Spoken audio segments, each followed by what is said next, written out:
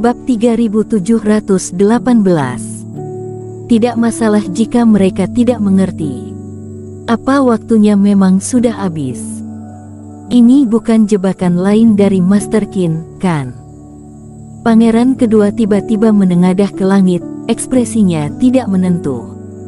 Tuan Yuan, 3 hari benar-benar sudah habis. Kaden Huang berkata dengan cepat.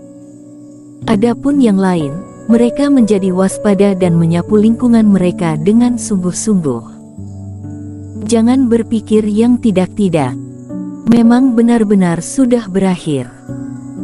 Melihat ekspresi gugup para junior ini, Juna Yuan tidak bisa menahan tawa, jadi dia dengan cepat memberikan kepastian. Jangan lengah, Tuan Yuan mungkin sudah dihasut oleh Master Qin. Kalian tidak bisa mempercayai kata-katanya. Selidiki menggunakan kerohanian, ini lebih bisa diandalkan. Semua orang menyelidiki untuk waktu yang lama, menyadari bahwa waktunya memang sudah habis. Setelah itu baru bisa merasa sedikit lega. Wajah Juna Yuan terlihat kesal. Entah kenapa muridnya ini menjadi semakin paranoid sekarang. Ternyata, ini benar-benar berakhir. Merasa tidak ada masalah kali ini, semua orang duduk lagi. Suasananya cukup redup. Selama 3 hari, mereka merasa seperti 3 tahun. Eric Qin tidak membiarkan mereka diam sejenak. 1 hari serasa seperti 1 tahun. Penuh tantangan dan ketegangan, yang membuat mereka harus terus berkonsentrasi setiap waktu. Sekarang akhirnya semuanya berakhir. Semua orang merasa lelah. Setelah dipastikan aman, banyak orang menutup mata dan tertidur. Melihat adegan ini, Juna Yuan juga menghela napas penuh emosi. Selama 3 hari terakhir, dia memperhatikan dari samping. Dia juga merasa lelah, belum lagi pangeran kedua dan yang lainnya ada di dalam pelatihan. Para junior ini memang kelelahan hingga titik kritis. Kultivator memang jarang tidur. Semakin tinggi kultivasinya, maka tingkat tidurnya akan semakin berkurang. Jika mengatakan bahwa merasa lelah, maka bisa memulihkan diri dengan duduk bersila. Ini juga merupakan cara istirahat yang normal bagi para kultivator.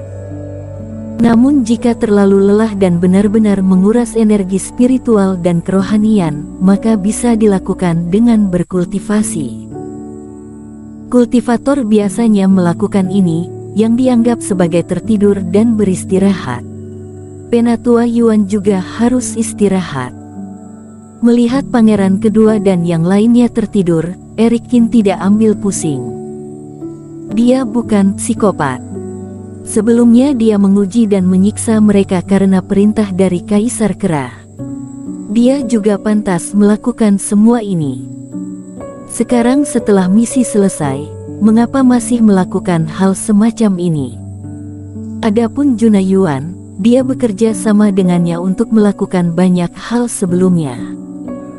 Dia juga kelelahan akhir-akhir ini. Master Obat, aku memang harus istirahat sebentar. Kamu juga harus terus waspada. Juna Yuan menguap, dia benar-benar harus duduk bersila sebentar. Sedangkan Eric Qin, mungkin dia lebih lelah daripada dirinya sendiri. Aku baik-baik saja, jadi aku akan pergi dulu. Eric Qin melambaikan tangannya saat mengatakan itu. Kaisar Iblis Kera sebelumnya mengatakan bahwa dalam 3 hari, kapal abadi bisa melaju ke tempat berkumpul di luar rapat terbesar, yang hampir bersamaan waktunya. Ditambah lagi, karena perbedaan klan manusia dan klan iblis, sekalipun Kaisar Kera membawa Eric Qin dan Tracer ke sini, mustahil membawa mereka dan klan Kera ke dalam hutan terluar rapat terbesar. Jadi ketika saatnya tiba, dia harus masuk sendiri. Master Obat, tidak bisakah menunggu pangeran kedua dan yang lainnya bangun untuk mengucapkan perpisahan dengan mereka? Melihat Erikin ingin pergi, Juna Yuan mencoba mengingatkan. Apakah ini perlu? Erikin bertanya. Sebenarnya, aku melihat kepedulianmu kepada mereka. Tetapi para junior ini mungkin tidak dapat melihat dengan jelas. Jika karena penyiksaan selama 3 hari berturut-turut ini, beberapa orang merasa sedikit kesal kepadamu. Kamu khawatir, aku mengajari mereka, tetapi mereka kemudian membenciku. Erikin melambaikan tangannya, menyela kata-kata Juna Yuan. Aku tidak peduli tentang ini, kata Erikin dengan senyum bebas dan santai. Aku pikir jika ada kesalahpahaman seperti itu, tidak perlu menyelesaikannya. Tentu saja, yang terbaik adalah mereka memahami niat baikku. Jika mereka tidak mengerti, aku tidak peduli. Erikin mengajari pangeran kedua dan yang lainnya beberapa pengalaman. Tentu saja Erikin sudah menganggap mereka sebagai murid. Tapi bagaimana mereka menilai, Erikin tidak mau menjelaskan apapun karena ini. Jika pangeran kedua dan yang lainnya menaruh kebencian kepada Erikin, maka dia hanya akan menganggap bahwa dia sudah mengajari sekelompok serigala bermata putih. Namun setelah dilakukan pengamatan selama beberapa hari, mereka bukan orang seperti itu. Tentu saja, pengingat Juna Yuan baik, tetapi Erikin merasa itu tidak perlu. Ada baiknya melakukan hal-hal tanpa penghinaan. Mengapa setiap orang harus sebaik apa yang diinginkan orang lain? Di bawah tatapan rumit Juna Yuan, dengan lambaian tangannya, Erikin dan Tracer Taoist meninggalkan hutan percobaan. Apakah dia kelelahan? Erikin benar-benar tidak lelah. Selama 3 hari terakhir, dia membimbing semua orang dengan pembagian jiwa, sedangkan jiwa dewa tetap berada di ruang memurnikan obat untuk terus memulihkan diri. Bahkan jika dia kadang-kadang lelah, dia pulih dengan cepat dengan bantuan aliran waktu yang sangat lambat di ruang memurnikan obat.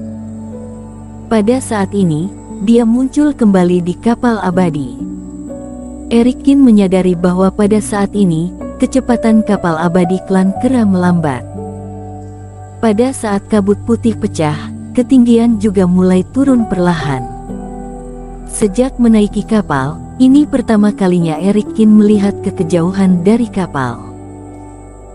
Tempat-tempat yang dilalui kapal abadi klan Kera semuanya berada di pegunungan dan hutan, terkadang melewati sungai-sungai besar di bawahnya. Tidak butuh waktu lama bagi sekelompok bangunan untuk muncul di ujung garis pandang. Ketika mata melihat ke kejauhan, itu adalah pemandangan yang sangat luar biasa. Cahaya Reiki meliputi langit dan bumi. Layar besar cahaya Reiki lahir di kehampaan ini, seolah-olah menggantung dari atas langit. Reiki yang kaya mengalir melalui tirai tipis, terkadang bersinar dengan kecemerlangan seperti bintang. Tirai langit ini seperti dinding tidak terlihat, langsung memotong hutan yang jauh menjadi 2 bagian, benar-benar mengisolasi dunia di balik tirai cahaya dari pandangan semua orang. Apakah ini garis pemisah antara rapat terbesar dan daratan Jeoshu? Mata Erikin bergerak sedikit dan dia bergumam. Bayangkan saja, sebuah cahaya tidak terlihat membentang antara langit dan bumi, memotong sepotong bumi asli selama bertahun-tahun, membuat setiap orang dengan kekuatan gaib menjadi sarana untuk mencapai langit dan bumi. Tirai tipis ini mirip dengan tirai tipis di tepi galaksi. Tracer Taoist juga memikirkan sesuatu dan menyentuh dagunya karena terkejut. Erikin, aku merasa curiga bahwa pejuang kebanggaan di daratan Jeoshu adalah Master Mulia Galaksi di daratan dunia dewa. Sekarang semakin terasa seperti itu. Orang ini juga menyadari akan hal ini. Erikin memiliki penilaian yang sama dengan Tracer Taoist.